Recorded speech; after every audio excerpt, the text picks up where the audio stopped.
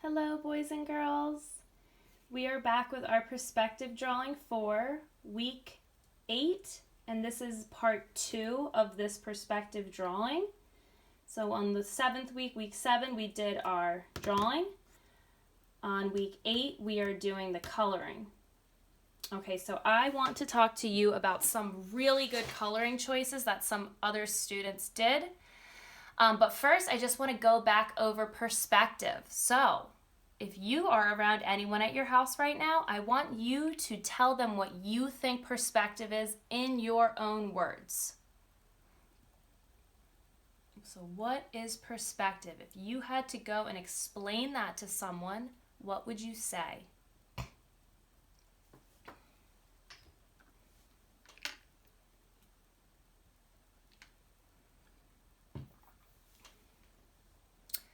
Okay. Hopefully you said perspective is when you make a picture look like it's going back into the distance. When you give a picture depth, that is perspective. Okay, so look at our definition again. Artistic perspective is making a drawing look like it's going back into the distance. And then we have depth in parentheses. Okay, so it allows artists to trick the eye into seeing depth on a flat surface. Now, in your own words, if you are alone, you can just say this out loud. If you are with a parent or friend or sibling, I want you to show them and point to the horizon line in your picture. So right now I want you to point to the horizon line. So where is the horizon line? Okay, if you said this line right here, you are correct. That is the horizon line. That's the line that separates the sky from the ground. And lastly, I want you to point to the vanishing point. So we talked about vanishing point in the last video. If you are alone or with a parent or friend or sibling, point to the vanishing point. Okay, if you pointed here, you are correct. That is the vanishing point because all of our lines are leading to that vanishing point. Okay. Let's go over some coloring tips. I'm going to be using a combination of crayon, color pencil, and marker. I always do this in my class. I think it makes an interesting drawing. I don't think it looks good when you color a whole picture with marker. Marker is supposed to kind of bring out those details, and you don't want to clog up your drawing by making it too dark with marker. Okay. So I've got my materials ready, so take some time to gather those. All right. So let's talk about some good examples for coloring. So these artists did some watercolor techniques. You can still make it look light like that by just coloring. I know people don't have paints at home, that's okay. So she colored her buildings really, really hard with hard crayon. You don't have to do the crayon so hard. I told the students to do that so they could paint their background without getting paint on top of their buildings and whatnot. This girl, I really like how she did a night sky and she did some black and purple in her background. I really thought that was clever because I never even gave them that idea. And I absolutely love how she did some crayon lines or marker lines with dark green in the grass, and then she colored over with light green. I'm going to be doing that. I think that always looks really good. She made sure that she colored her windows differently from the background of her house. Please do that because I think it shows that you're going to take time to put the details in and not just scribble all over it. Same thing with the flag. They took time to make sure they were red, white, red, white. A lot of times I see kids that rush, they just end up coloring the whole thing red. either because they didn't care or they just wanted to be done too quick.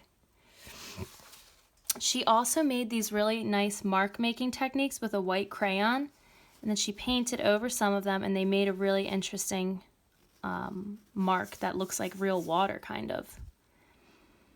And then up close you can see her purple and black.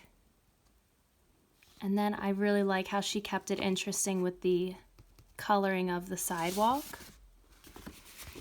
And I also wanted to show a picture of maybe what not to do. So this person made every single one of their buildings brown. I don't think that really makes for an interesting drawing, even though the drawing is complete. Also right here we have that they tried to, they colored this part yellow, but they didn't really take their time to go in between the spaces. So right now you have to decide, are you going to be an artist that sits down and takes time to do your work, or are you just going to rush through it and not like the final outcome? This one we've got some dark green outlining in the tree, some dark green coloring in, and then the grass was a light green. That's a good choice, so you can show those details. If we had just colored these all the same tone, the drawing would get a little bit lost, or the details would get a little bit lost. So I think those are some good things to start with. So let's start our coloring. I'm going to go into the grass detail. I always like to do some marker lines for the grass. I'm making the grass really small up here, like almost just like a dot. And then as I come down to this part, this is where you want to make it long. That's going to show the perspective. Like, oh, if I'm standing here, the grass is going to look taller than if I can see it from this point. This doesn't have to be perfect, but because grass is just, doesn't have to look all perfect. All right. Smaller up here. When I give my 3rd grade Performance Plus test, these are the kind of textures and things that I hope kids start to look at. And then I'm just going to give this a little outline here.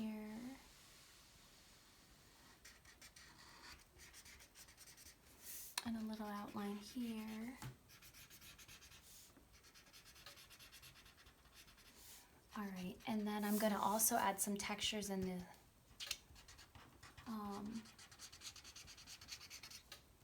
tray.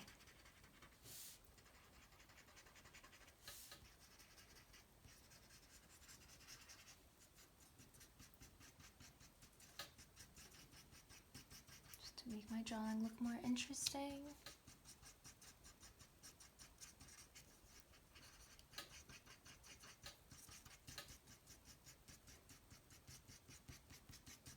Texture, texture, texture. All right, let's do some textures in the grass and the water. So I'm going to do my dark marker just like I did over here. I'm going to hit this outline really quick. And then I'm going to go into doing the lines.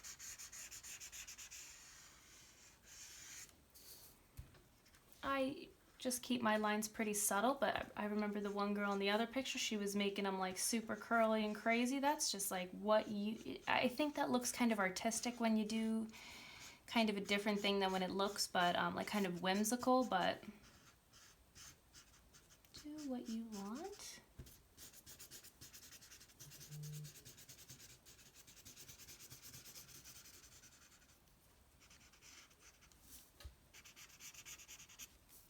Kind of outlining around this so it stands out, because I don't want this to get lost in the background.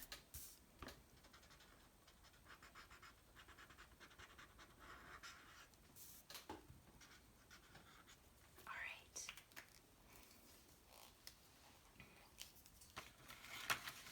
Now with a crayon, I'm going to quickly go over those areas. Kids take a long time to color sometimes because they don't know some of the little tricks with the coloring, so I'm going to show you. I'm a huge fan of doing the rubbings. I know if you watch my collagraph videos, you probably were like, wow, Miss Hess really likes to do the crayon rubbings. And I do, because it's sometimes not necessary to have to hard color everything. You're gonna really tire your hand out that way. All right, so when I get this done peeled, okay, I am going to just rub my crayon over this part to fill it in and give it a more complete look.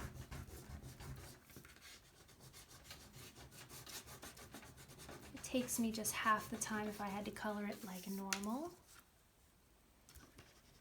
This part I kind of have to do some detail coloring. You don't have to color it like me. I just would love to see participation and maybe that you've practiced some of those skills or those suggestions, I should say. Now I just want to rub crayon all over this, but I'm going to go back over this part with brown before I do that, just so it's all filled in nice. And then the green crayon won't show.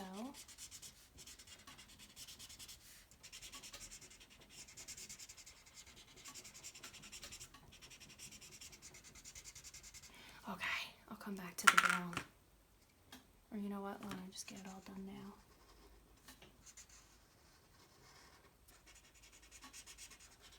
Okay, now, I would see a lot of kids just going right into making that sign brown. But in art we can make it more creative and fun. You could make it pink, orange, yellow, purple, and also I don't want this brown color going right into this brown color. Do you know what I'm saying? It's like, why not make it a different color so it doesn't get lost in the background? Okay, now I can finish this part with the rubbing.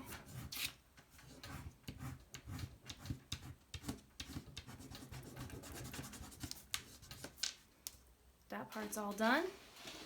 Moving on to doing the rubbing with the blue. Just makes it way faster.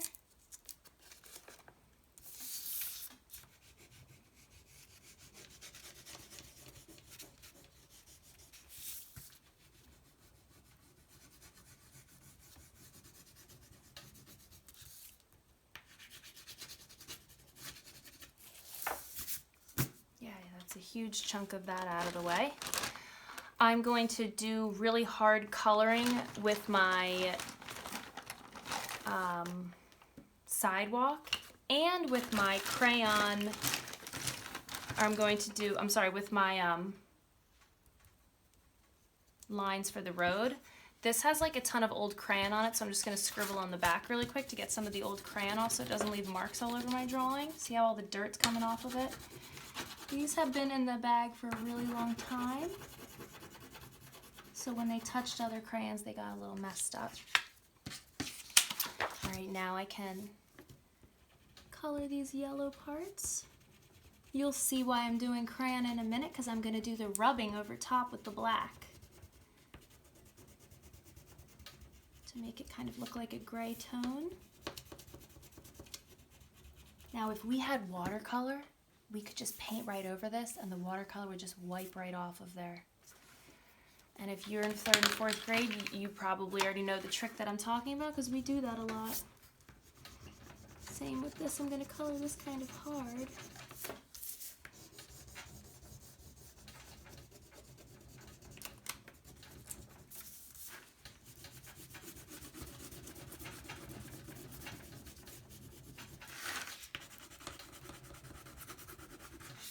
And now I've got to look for a black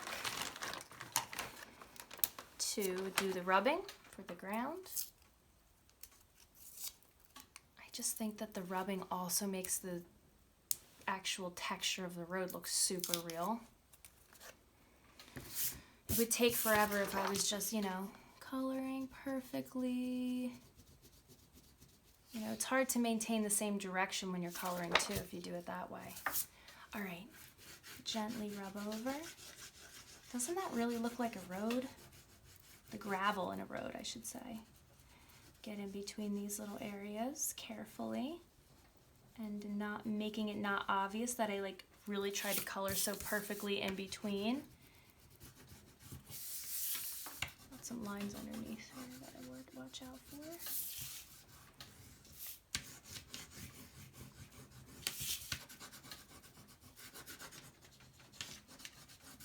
I'm loving how my ground turned out. Maybe I'll just darken up this little area here. Darken up this little area here. All right, I better hurry up with my buildings because those are going to take me a really long time. Back to my yellow crayon. Where did I do with it? Oh, it's right here. Do my sun. One way to get your coloring done quick is if you do all the things that you want to be yellow, yellow at first. All right, so let's do that. I want all my little houses to be yellow, all my windows. I'm sorry, not all my houses. Pizza cheese, yellow for the lights. You don't have to do it that way, I just like to. Why don't we make our CSNC sign yellow so it catches the eye. Make our CSNC lights yellow.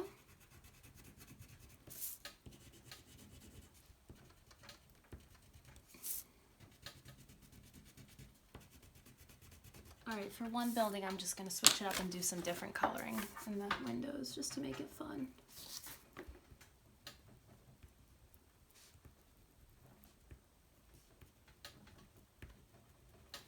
And this one, I'm going to do some orange lighting.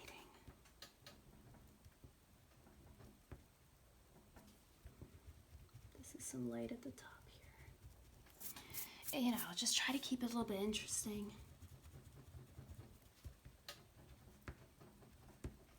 Oh, my hand's starting to hurt, but that's okay because I want my drawing to look good. I don't mind putting in the extra time.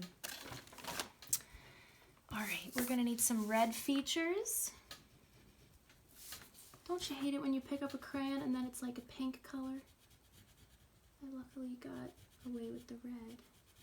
I'm actually gonna switch to colored pencil because this is a little bit too small.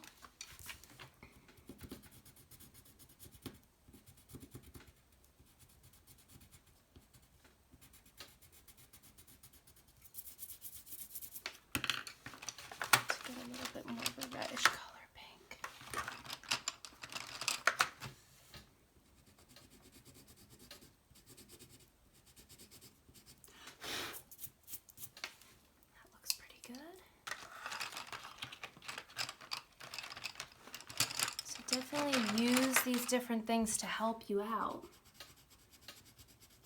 I should have done that in colored pencil first.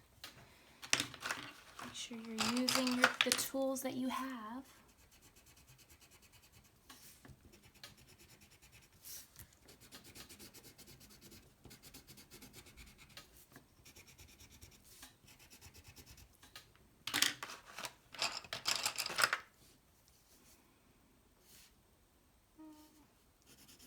This to be kind of a gray, like a silvery gray.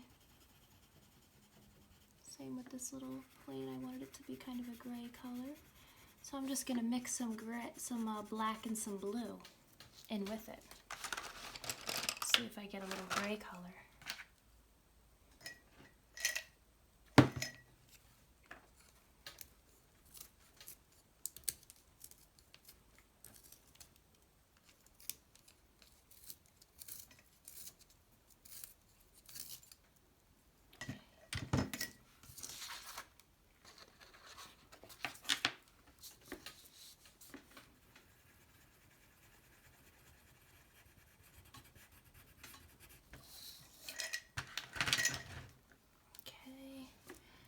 Get some of these details colored before I go for the full background.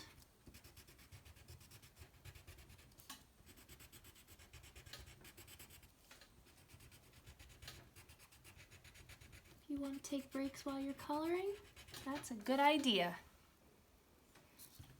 Make the roof match.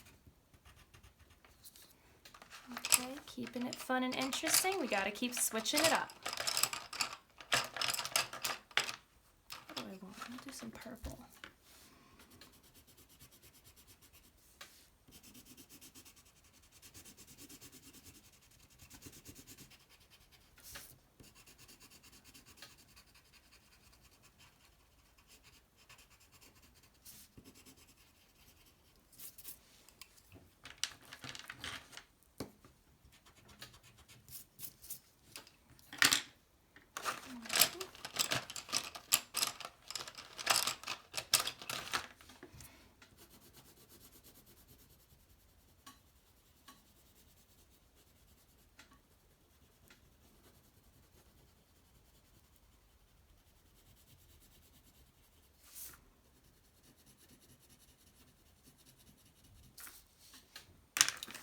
brown for the crust.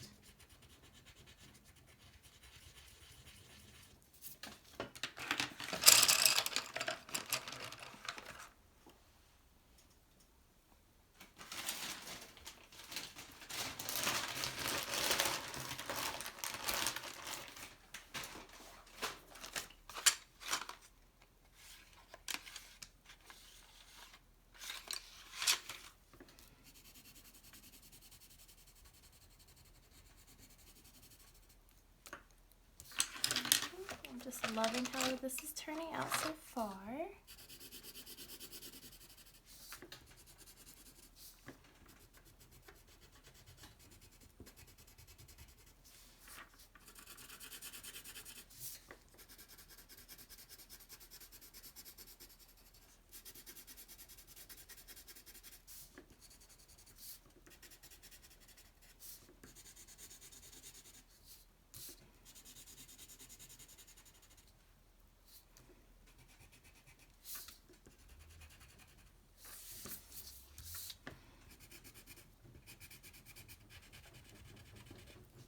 And some red for the door. I always like that look. Okay. Alright, I'm starting to get into some of my bigger areas, so I know I can switch to doing a crayon net in a little bit.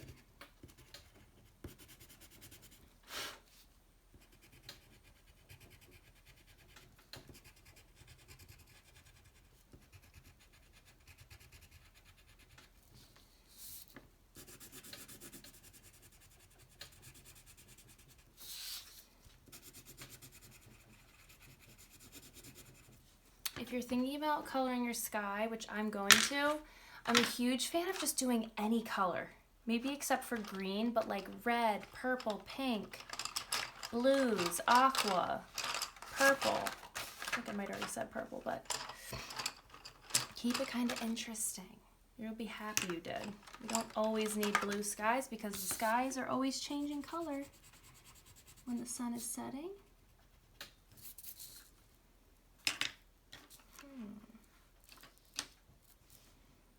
Alright, I have one more thing I need to do for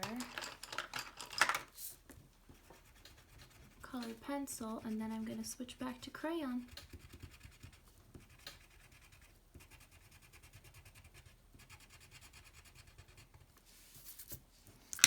Oh, I forgot one thing here.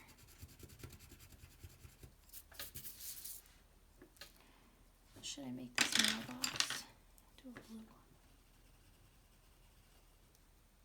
And then I need to make this sailboat something.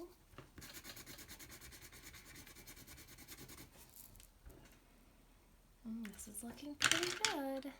I'm going to do my sign, do a green sign, why not?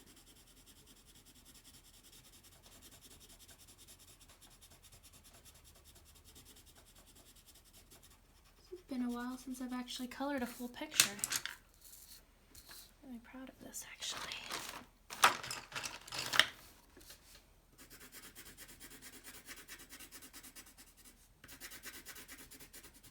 Give this house more of a realistic look since all my other houses are a little bit colorful and crazy. A real house siding would be like a gray or a tan or a white. So I'll just make that look a little bit more real since I'm proud of that little house. And the rest of it I'm going to finish up in crayon, believe it or not. I decided that I want my background to be orange, so I am not going to do orange for these two. I'm just going to stick with something different so that it will pop.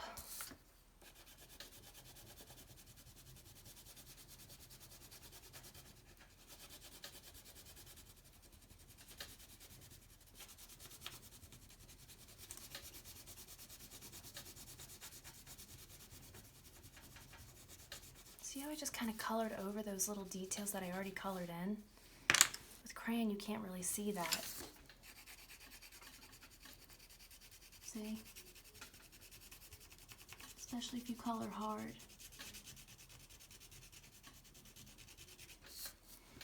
I might do my sign purple, like a light purple.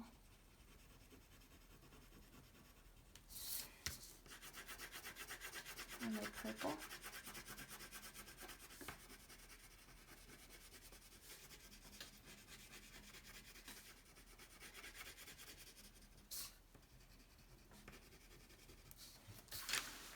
All right, I noticed this little post I never colored. Ooh, and then I wanted to put some green into my water to give it some more interest. Oh my gosh, it's really coming together, looking so good. All right, last thing is the sky, and I'm going to do the rubbing. Get my crayon ready. So perspective is when an artist makes the picture look like it's going back into the distance. Okay. All right, last thing, and then I'm done.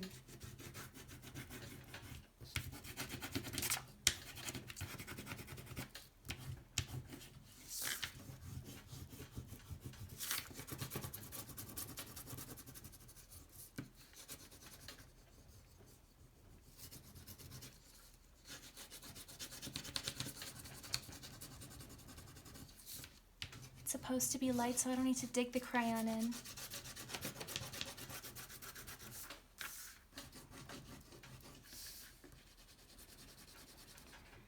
So the whole sky is orange. This whole sky needs to have color. Blue is still a good color too, guys. I didn't want to hinder people from doing blue. All right, and I'm gonna leave that sail white. And I'm really proud of my drawing. Hope you guys enjoyed watching.